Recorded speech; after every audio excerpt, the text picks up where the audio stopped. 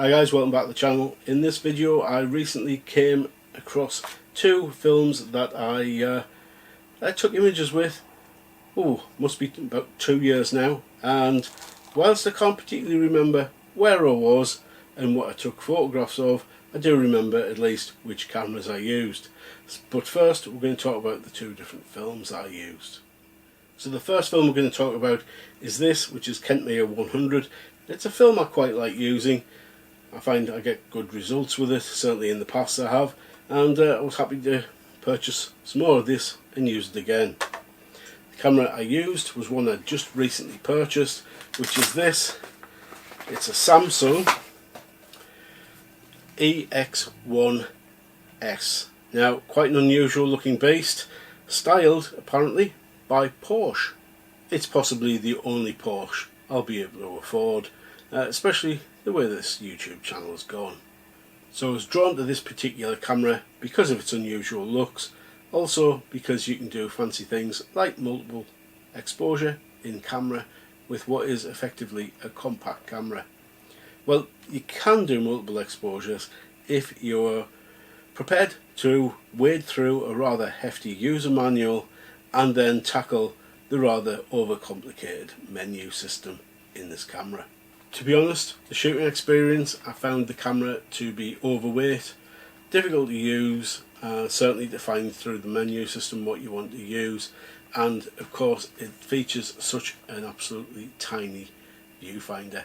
So when I came home, I took the film out of the camera, took the batteries out of the camera, input it back into this hideous decomposing case it came in, and back in the drawer it went. I do remember taking a lot of photographs in Richmond, particularly trying to get some long exposures on the waterfalls there. Richmond in North Yorkshire, very nice place to visit. It was a particularly chilly January if I remember. The rest of the shots were a complete surprise. I can't remember shooting the majority of them. Anyway, let's take a look at those photographs.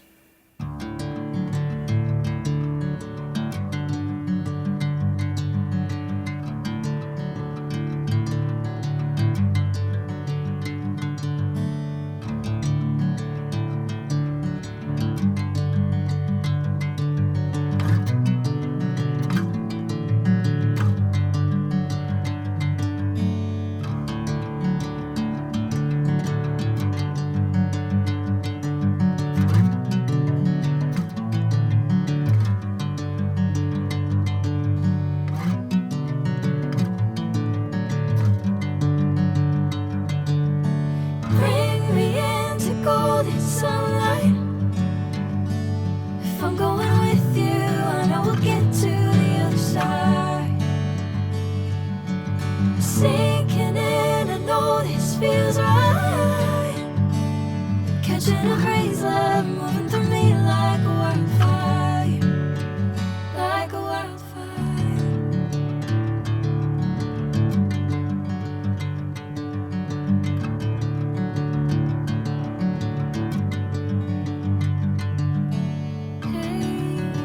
Hey, I'm never the same.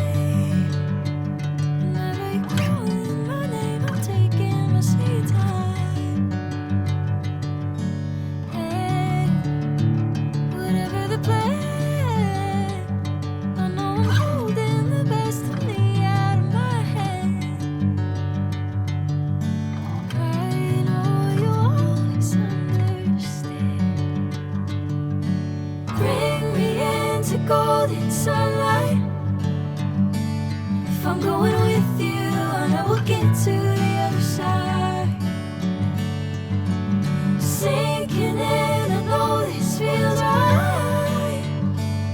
Catching a breeze, love moving through me like a wildfire, like a wildfire.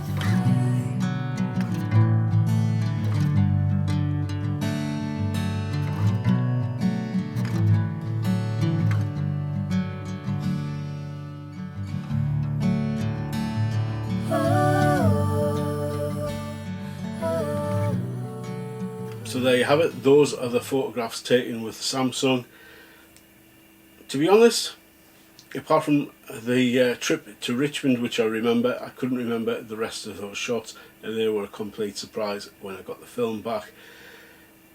Now, when the autofocus worked on this camera, it nailed it. Fortunately, as you can see, that was a 36 exposure, and there certainly weren't 36 images there. It missed on about, say, six or seven of them.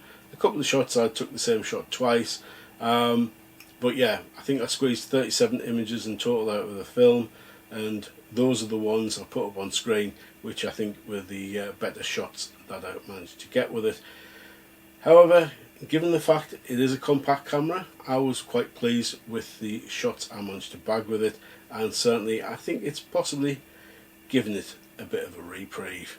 It was going to be going in the "it's going back on eBay" bundle, but now I think I'll hang on to that little camera and maybe try another film through it and see how we get on.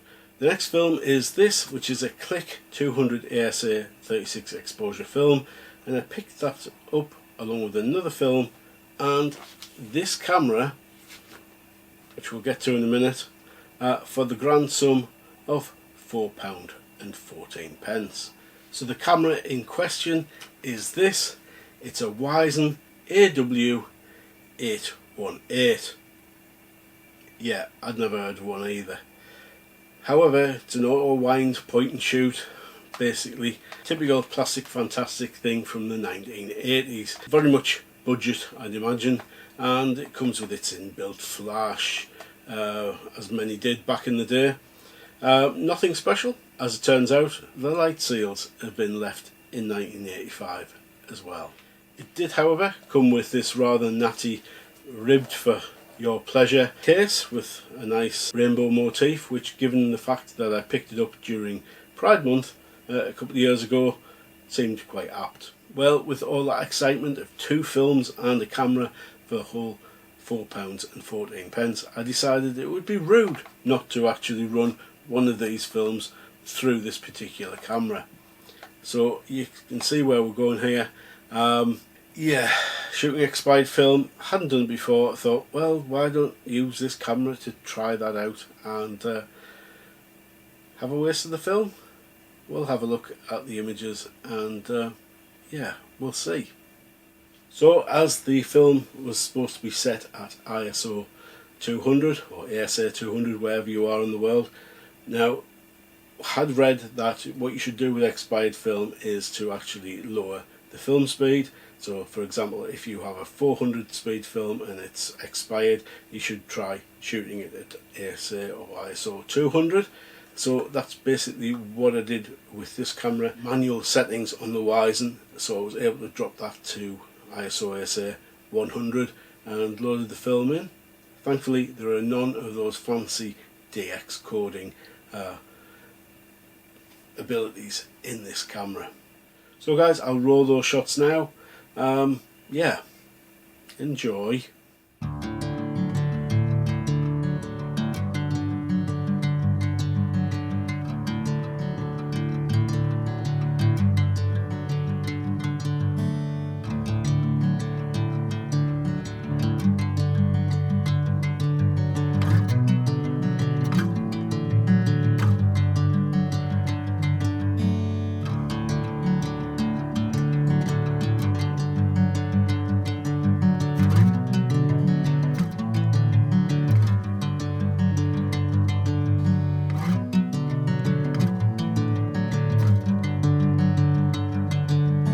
Bring me into golden sunlight. If I'm going with you, I know we'll get to the other side. Sinking in, I know this feels right. Catching a breeze, love moving through me like a wildfire, like a wildfire.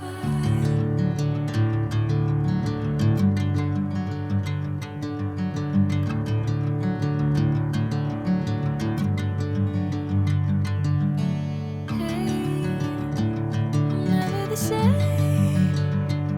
Whenever you're calling my name, I'm taking my sweet time. Hey,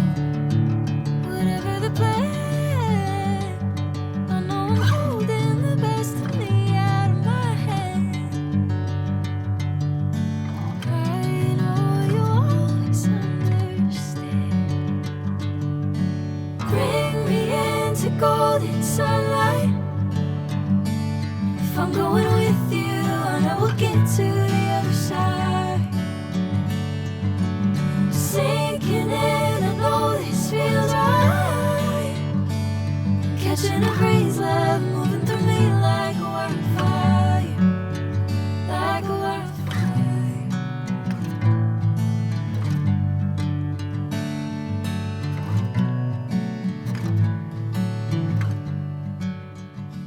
So the question is, will I be shooting with the Wizen again? Probably not.